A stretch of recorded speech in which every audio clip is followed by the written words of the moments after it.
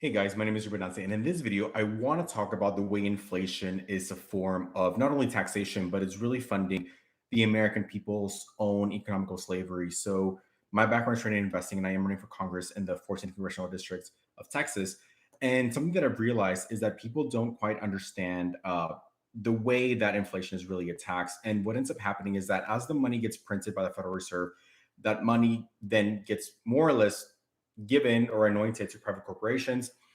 And so economies like China and other countries artificially, or they keep their currency low in order to continue to trade with the United States and make it mutually sustainable. And what they do instead is that they end up buying bonds of America, right? U.S. bonds.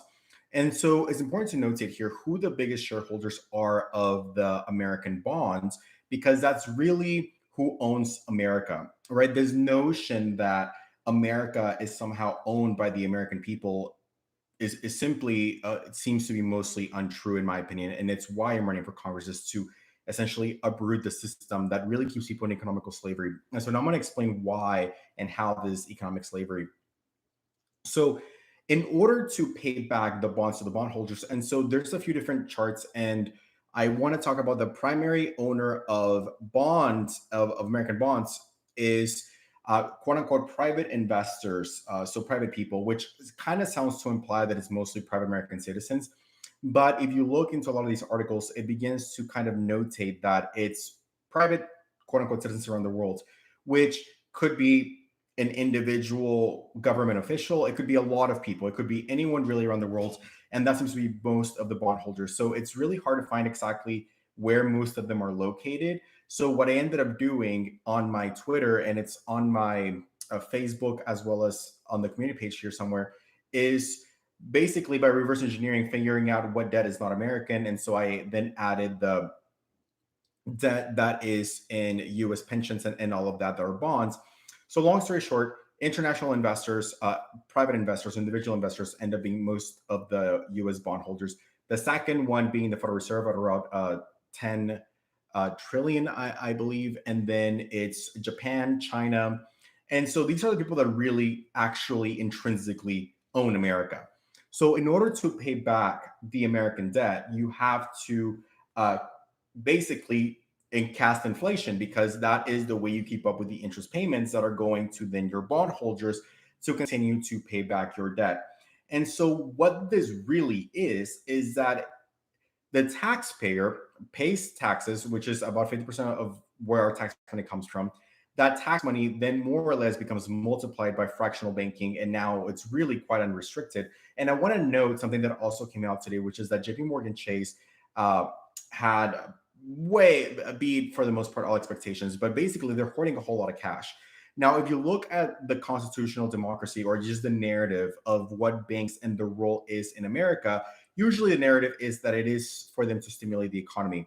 However, if that is the case, then it is fundamentally a conflict of interest for them to hoard all of this money that is meant for economic stimulation. One.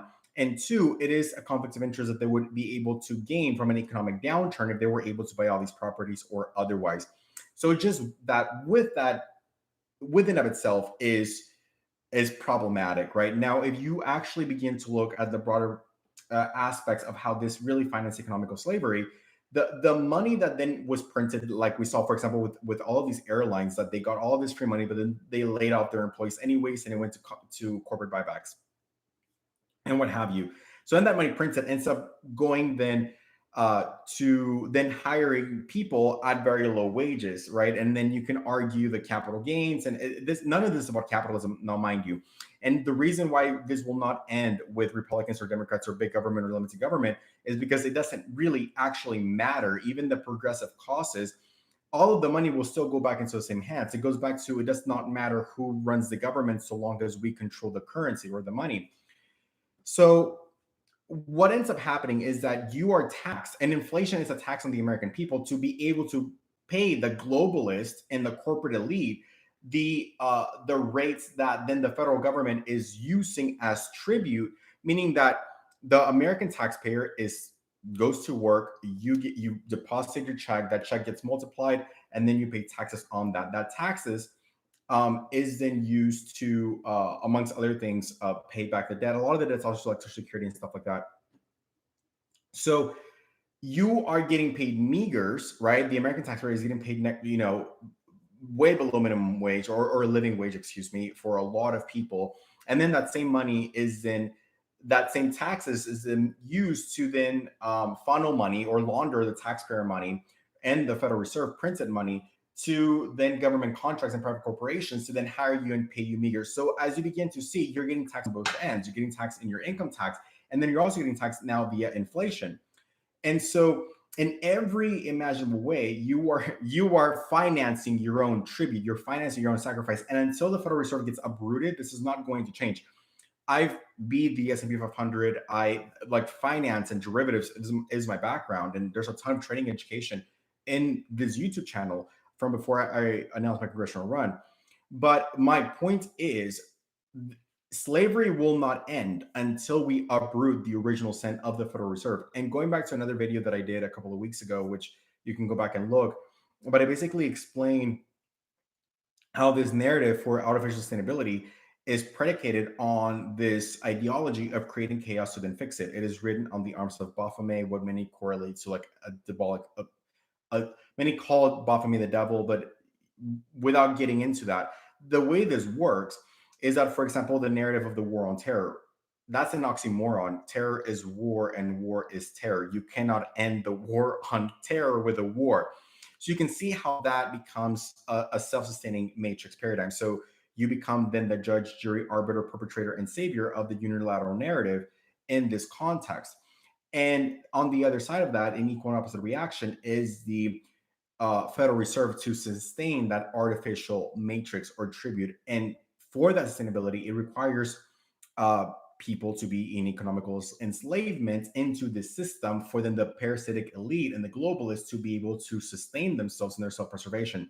So if you look, for example, at the Biden strike, right? So the Iraqi strike, the Pentagon then just went on to say that strike was necessary to protect U.S. interest. Well, the American people have no interest in Iraq, right? We have no town in Iraq. There is no underground city that Americans have jurisdiction over. We do not have shares in Iraq, right? So it becomes very clear and very obvious very quickly that the American government is and has not served the American people. And this has not been the case for a very long time. They have failed to secure our inalienable rights. They have failed the American people and almost across the board.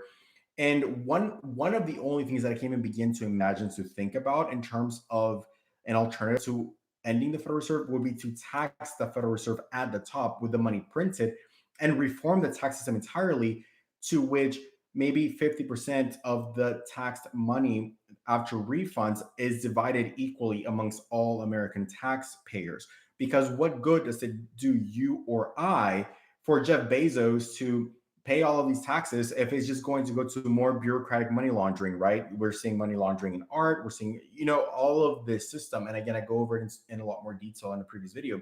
But all of this is just for the perpetuation and self-preservation of the globalist elite, which has literally nothing to do with the American people. It does not benefit the American people.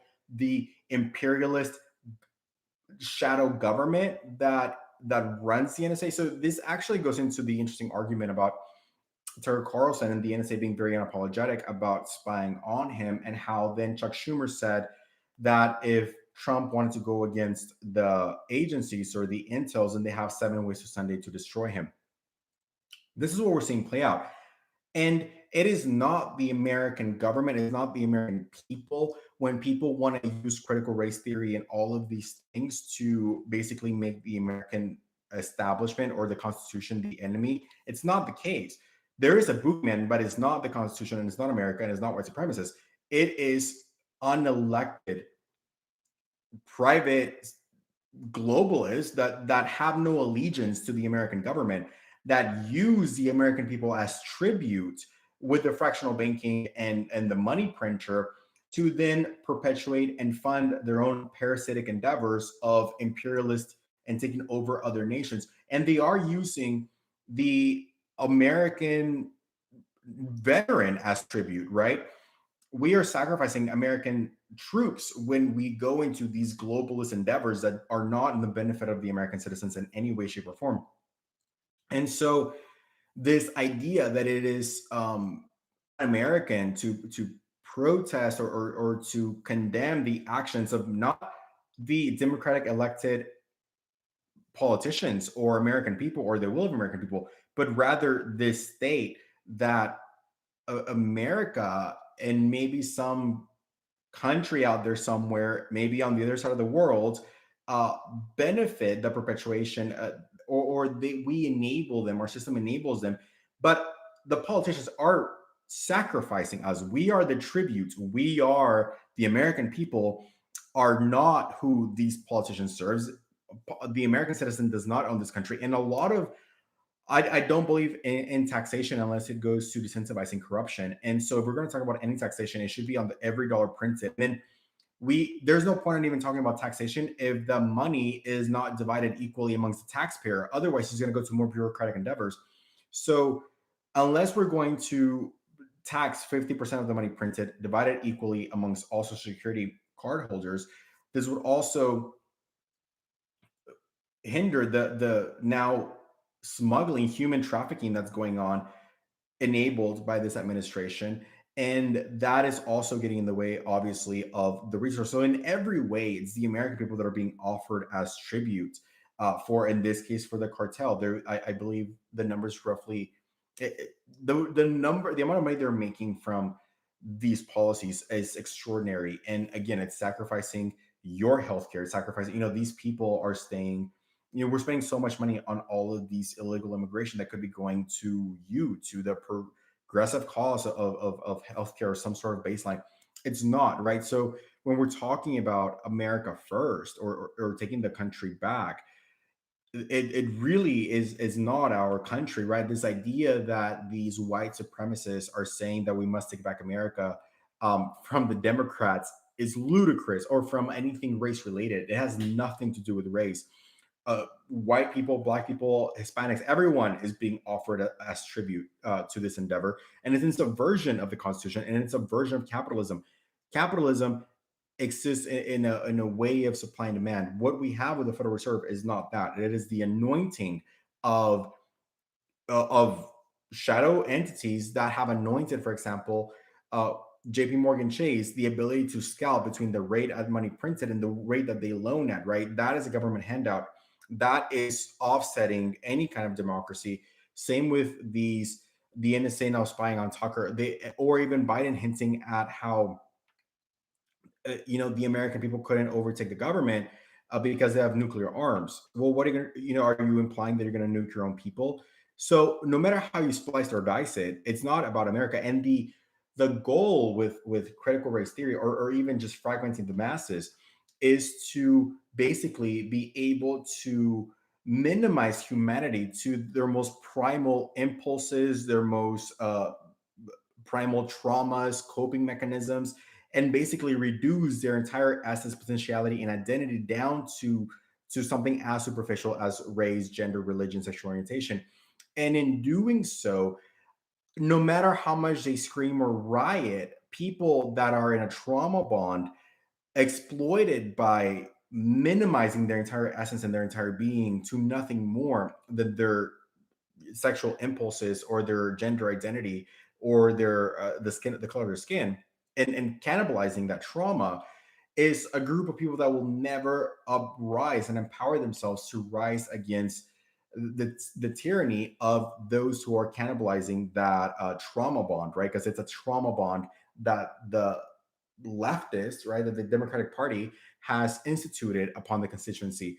It is a psychological dependency, and it is in subversion of someone's potentiality to just say, you are nothing more than your sexual impulses. You are nothing more than the color of your skin.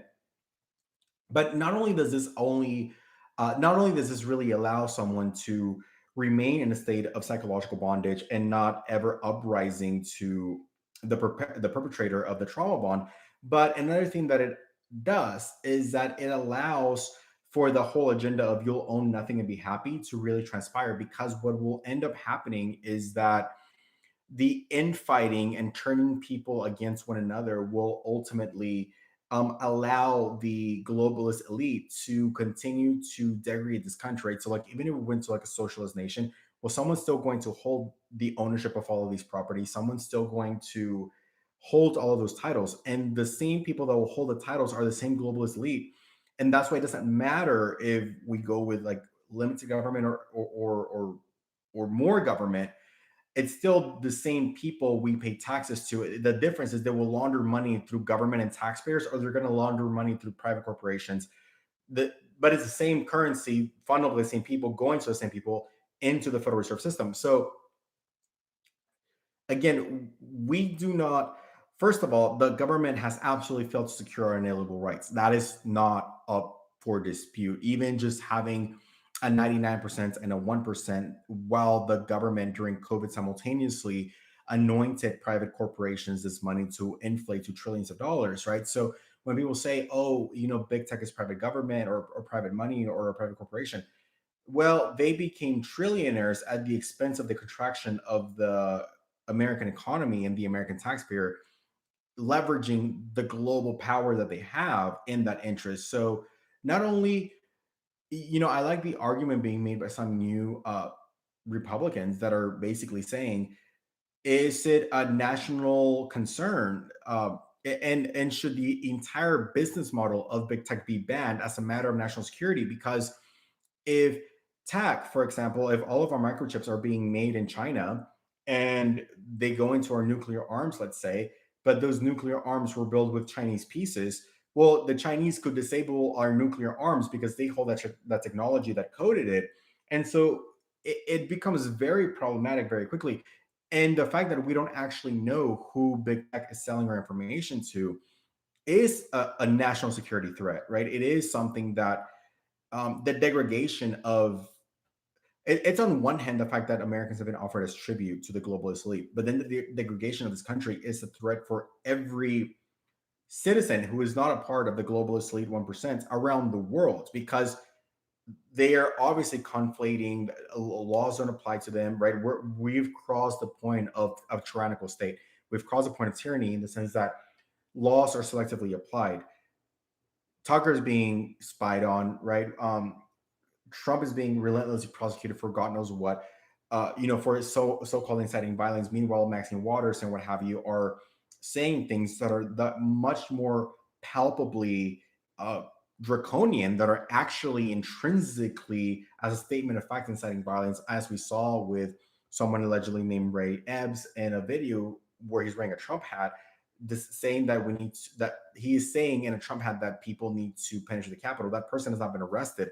Turns out that he's got ties or a background allegedly with FBI operatives, right? So this whole false flag staging has all been created in tribute of the American people. So yes, the fact that the laws are not being equally applied within of itself is a depiction of a tyrannic government, which then does go back to the Declaration of Independence. And no matter what side of the aisle you are on, we can all agree that this country is not to or by or for the American people. There is no allegiance between these globalist leaders, politicians, and the American people. There's no responsibility for it, or regard for the American people, for that matter.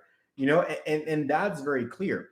And so, how we go about that now, I think the most seamless way would be to margin call a Federal Reserve, as I explained in great detail how that would work in people, and it would actually in another video, and it would actually return democracy to the American people, and cause deflation. Right. Another reason why uh, it's also a depiction of this K-shaped recovery, because if we have a group of people that are able to basically lock in their debt, or if JP Morgan is holding all of these real estate mortgages, inflation will appreciate the value of their intrinsic assets or control, whereas to deflation would do the opposite, right? So in every way, shape, or form, no matter how you splice it or dice it, this whole system is meant to perpetuate economical slavery. Black people, white people, Hispanics, no one will be free from bondage until we uproot the system. And it's not just about Democrats or Republicans. We need to really understand not only our values, but what we stand for and what we want to see, because the government in no way, shape, and form it serves the people. Another great, and a lot of people were like, why is Bitcoin dropping this morning? It's dropping because the banks that were holding Bitcoin don't want people to associate a positive correlation of inflation and Bitcoin. So they manipulate the price of Bitcoin by dumping Bitcoin so that people do not have a way out. It is to perpetuate the system. Other people are asking how I said that the banks are doing so well when people are about to be in an eviction or what have you, because they are well capitalized because of the Federal Reserve, and they are being rewarded for the role they've played in keeping people in bondage. It's very easy to understand. You're not, I mean, you don't have to be a market wizard to see that. And so, but with that, something that basically allows people to empower themselves to control their own currency or alternative currencies that is not laundered by centralized governments, right? Because that's what the government does. It launders money. Like that's pretty much their role. You can call it all kinds of technical ways, quantitative easing, supplemental assistance for private corporate. You can call it whatever you want. It's washing money from this group of people, printing it and giving it to this other group of people that are in conflation and in servitude of one another, between consulting companies and government officials and roles and of oil tycoons and the head of EP, all of it. Um, so where we go from here, like I said, I am running for. I have a full proposal on a seamless way to fix the entire world economy very easily, and nobody would be affected beyond the people that have erroneously and in bad faith exploited and over leveraged their assets. But we need a seismic just reform, right? We need. There is no reason why people who go after government officials should be particularly have higher sentencing. If they are servants of the people, why should someone that is confronted by a citizen who works in government, why should that citizen be having had a higher threshold for sentencing because they came after a government official when the government official first serves the people? That makes no sense. We need to end the laws that say that any kind of confrontational anything with a government official supersedes the sentencing than that of a private citizen. They're not kings. They work for us, right? That's one thing. Taxing the Federal Reserve, we don't end it, and taxing it at the top, and then changing the taxation system where half of the money that is being taxed goes to the individual Social Security American tax payer, and is not free government handout. It is democratizing the system that has only benefited a few in sacrifice of capitalism, in perpetuating crony capitalism. And it wouldn't even be a handout, it would be a clawback for the theft that they've been able to cast upon the American people. The entire American citizenry needs reparations from the money that's been stolen at our expense and laundered to private companies to then pay people meagers, effectively having the American citizen finance their own tribute into oblivion, because ultimately the Federal Reserve is more or less a Ponzi scheme. And what happened is, whenever it was, once upon a time when it was backed by gold, there was an intrinsic understanding of currency and energy exchange and services rendered. Everyone understood the intrinsic value of their uh, energy output because the currency was a universally understood currency that was pegged by a fixed asset like Bitcoin. Um, what happened is that whenever that exchange of energy and services rendered was then hijacked by the Federal Reserve, and then they put in God we trust, man became the self-anointed false god, because they then were able to endlessly print the energy exchange metric system and services rendered. And in that, they were able to self assign themselves as the judge, jury, arbiters, perpetrators, and saviors of the artificial matrix they've created. And they were able to then, like man playing God, assign or anoint the arbitrage or excess money to whoever they wanted, effectively controlling the energy of our social memory complex, and or the currency energy of our social memory complex.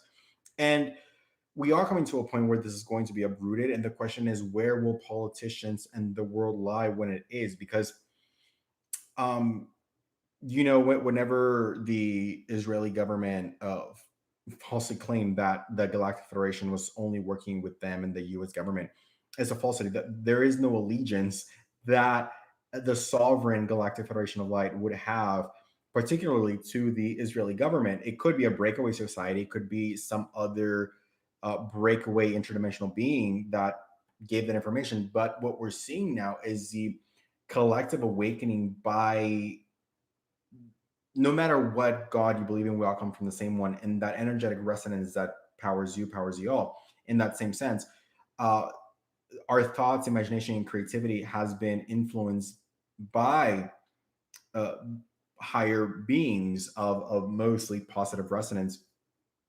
You can think about it as alkalinity and acidity, right? You can think of a more angelic as a more alkaline resonance. There's so much that the eye cannot see. They cannot see gamma rays, X rays, radio waves, microwaves. So the idea that we are bound to reality that is predicated on the limitation of our three photoreceptors is a falsity.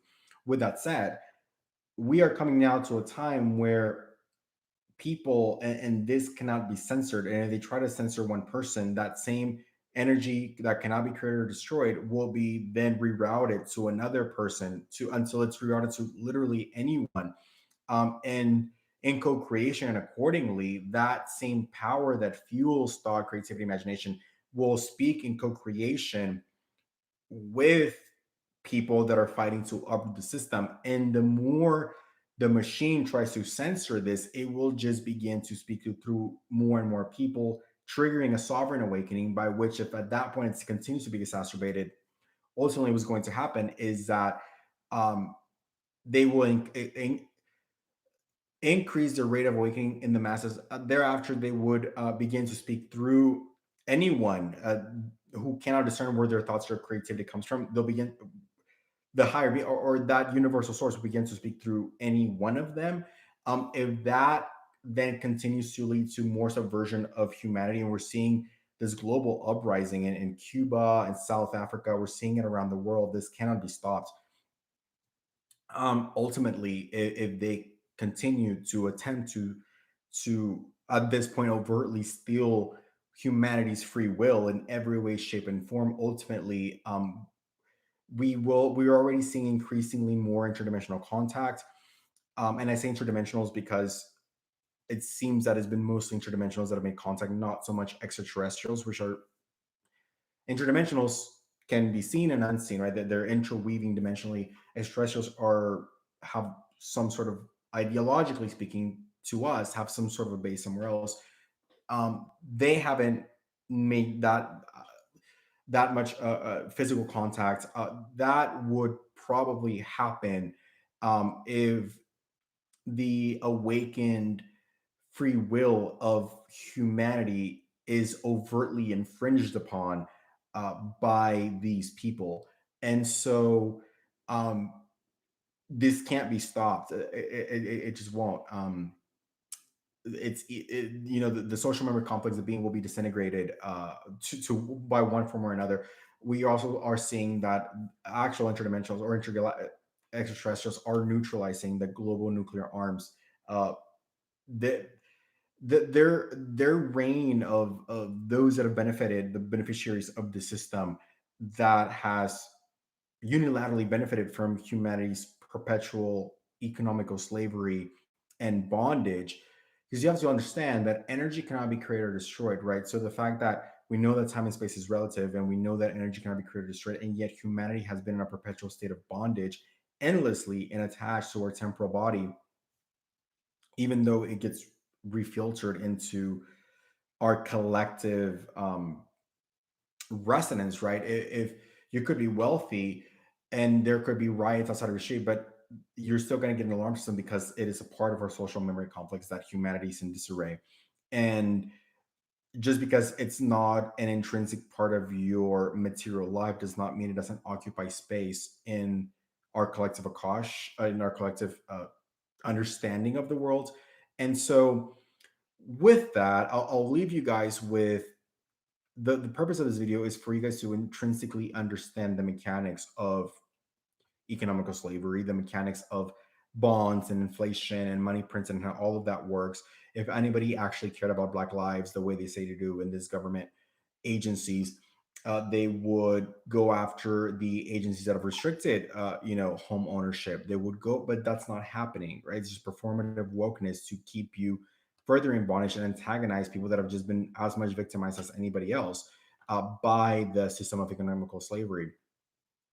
So, with that said, the point of this video is to help you guys understand. Well, one, speak it into the social memory complex more intrinsically and permeating it beyond just remotely or by second sight or remote viewing or um, transcending the body, but also to actually speak it and to help people understand the mechanics of this, to begin to pay attention to our values, our debt holders, understanding who our government actually serves, and even politicians that take lobbyist money. They themselves don't understand this deep state because they think their lobbyist money is just coming in so that oil tycoons can create more oil or what have you, but they don't really are nowhere near understanding the root of how that system is filtering the implications of the system that they are prostituting to.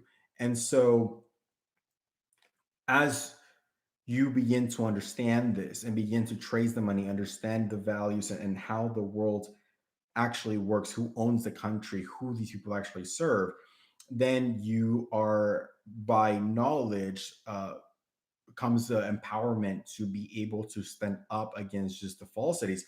We're seeing now more overtly and apologetically how this Biden administration is pandering to communism. Right? They refuse to denounce the communist regime infringing on humanity's free will in Cuba. They are making this about the vaccine, somehow then associated their quest for freedom to something tyrannical that is in opposition, in direct opposition to any freedom, which is what we've seen the government's handle COVID is an infringement on human freedom. Um, and and so we're seeing now through that their actual intrinsic intent of attempting to create a communist regime. You can see that by the way it's being worded, the way it's pandering, and the way it's apologizing. You can see it by the way the media is showcasing and celebrating the communist regime of China the last couple of days. And, a lot of people want to say, oh, well, Ruben, what will happen is the states will just become more in power and there's going to be the Confederation of States. The problem with that is what we saw since the inception of the Federal Reserve in Jekyll Island is the false flag events that will trigger the request for national security and attack on Texas and attack on Florida or what have you, if such thing happens, that will inevitably be a false flag event to request that we be defended. The only way to end this is to prosecute, will end the Federal Reserve, margin call the Fed, begin to prosecute members of the NSA, the FBI, all of these people, all and prosecute them, have public trials or tribunals or what have you publicly, and trace them all the way back to the actors. Another way to also enact policy changes is to primarily investigate those that stand to benefit it out of any circumstance. If we go into a war with Syria, with whoever, who stands to benefit, and begin to investigate thoroughly and publicly all who stand to benefit. That includes our military industrial complex, the CEOs, the CFOs, all of the declassify every document for the American people, declassify, basically open up all the books, ban shadow LLCs, shadow companies, implement a law um, that restricts uh, basically politicians from any in part wholly owned subsidy or ownership, business ownership, or otherwise by themselves, family members, relatives, into private businesses, ban consulting, or and as far as I'm concerned, no one is a patriot until they're willing to denounce the private sector for the greater good of the people and make all of the accounts public, make everything about their life public, Taxation is not, and it's why I'm not running on the, well, there's a lot of reasons why I'm not running on the Democratic platform, but it's not because of lack of empathy or because I don't believe that Black lives don't matter, or because it's because, or because I don't believe, in police brutality, or because I pandered. No, it's because the taxation and the ideological enmeshments that the left wants to create for the perpetuation of power and safe sustainability is the very mechanic of creating chaos to then fix it for artificial self-preservation. Not to mention that the most draconian actions in our country are happening in blue jurisdictions and blue cities. And so, with that, you know, changing the law dramatically in that regard, aggressive prosecution of the political elite, and holding them to a higher standard in terms of jail sentencing and prosecutorial, like this whole thing with Texas, right? Where like all of these, as far as I know, all of these Democrats resigned. Um, because you must understand that if you really care about the black voter, then you do not want an illegal vote to cancel your black vote. You do not want your voice to be suppressed, because think about illegal immigration, right? Is not that we're not compassionate about illegal immigrants, is the fact that if you want to launder money through bureaucracy, well, an excellent way to do that is whatever budget you have assigned uh, to an individual, whatever budget you have assigned to illegal immigration, how do you hold that money accountable? Because they're illegal immigrants. It's easy to launder money through illegal immigration across the board by by the people that are cheering on the coming of these people. As far as if you care about human trafficking, right? It is before a lot of these people cross the American border, they have to cross the Mexican border. So if you are Mexican American, you care about these issues. They're wreaking havoc in Mexico. Um, Crime, the rape. If you care about any of these things, you would stand against illegal immigration. It's it's draconian what I'm sorry, but it's draconian what the left is doing, and not to say that the left is ill-intended. I think a lot of progressive are very well intentioned. I just don't think they understand the mechanics of who the universal perpetrator of all of most human suffering around the world is, and to say that it's and the problem with the Republicans is they conflate all government action and they become apologists for government action that is in subversion of the American people, and they become apologists for the corporatist global elite who we engage in wars in for their endeavor of expansion and hostile takeovers.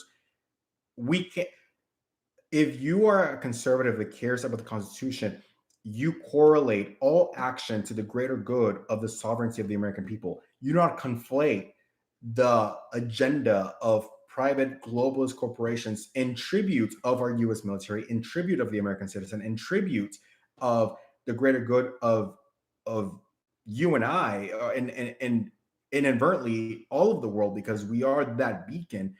You do not become an apologist for the actions. To say that it is unpatriotic to hold America accountable to the same standards we set forth for the rest of the world and prosecute our government crimes. We should prosecute American government crimes because they are sacrificing the American military men. They are sacrificing our troops in their self serving, unilateral, globalist corruption with no allegiance to America, the Constitution, or American citizens. You want to prosecute all of those because those are the same shadow hands that perpetuate the globalist elite. So, with that said, obviously, if you care about my campaign or any of this, like, comment, subscribe is the best you can do for my channel and for any of this. If you care about my message and my movement, you can donate to rldforcongress.com. It's on WinRed as well.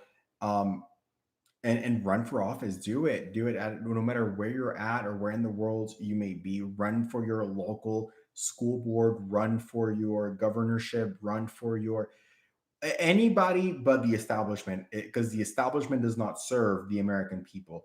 The establishment and the institution serve some globalist institution that could give a rat's ass about any American citizen.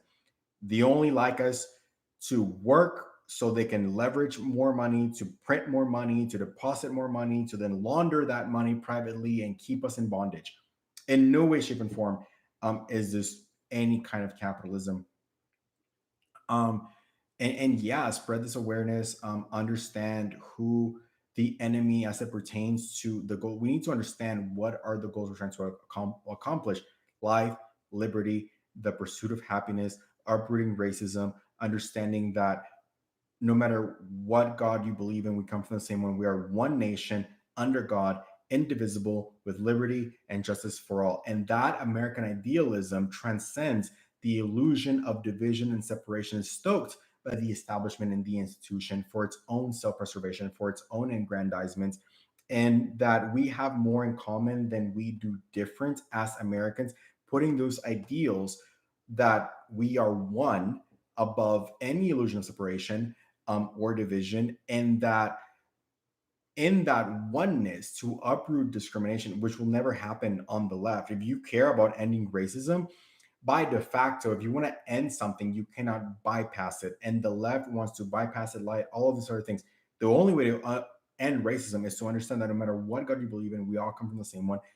Understanding, honoring, and appreciating that a universal source within in your neighbor as that source that also fuels you yourself. Second, seeing their own unique creative archetypal expression of that source, God, universe, Big Bang, you want to call it, that powers the all, that unique archetypal expression and creation of that person, and the light of that and their betterment. Third, excuse me, second, the archetypal wounds of that person, right? So the trauma, their coping mechanisms, whatever has fueled their pain, seeing that archetypal wound third. And then the last thing is in the cells that composite the chemical body of that resonance that cannot be created or destroyed. Um, what composites the cells of that body that is temporal, that is temporary in the illusion of space and time. And that's how you win discrimination. You're not going to end it by more vapid divisiveness and discrimination, which is all the. And again, this is the divide and conquer, and it's really overt actually. And I think more than even humanity's awakening is just how just bad they are at this. Right, it's so obvious um, that there's we don't have little Asian kids apologize for. Nagasaki, Hiroshima, like not like that or for Pearl Harbor. No, but we want to the goal with a lot of the left is to destroy the American idealism that we have more in common than we do different by separation, inevitably destroying this country for the benefit of the globalist elite that they prostitute themselves to as politicians, taking private flights and private planes and all of these things. So with that said, run for office, stand for something, fall for anything. I always say this, what's more tragic, fighting and maybe falling over your sincerely held beliefs, or fighting someone else's war. So with that said, stand for something, run for your office, no matter where you are in the world, and understand your principles and what is in defiance thereof. Many people say that socialism is the enemy, and it very well might be, but we've never experienced real capitalism, so it's hard to argue. And the intervention that the deep state or the globalist elite have casted upon, like the whole thing with Cuba, if Biden cares so much about Cuba, then lift the embargo, right? Or even people saying like maybe Russia should uh, have a ship around Cuba to help the Cuban people and lift the embargo. Yeah, right now, the American constitutional American idealism has been degraded into oblivion. Right, we do need to take the country back from the globalist elite that have sold us into bondage a long time ago, and those that perpetuate it. And those enemies are foreign and domestic. Um, and how we go about uprooting that um, is in part to humanity's free will. As that becomes infringed, then there will be um, higher intervention. 99.999% that will be the case. So with that said, I love you guys. Thank you for watching, and I'll see you guys on the next video. Bye.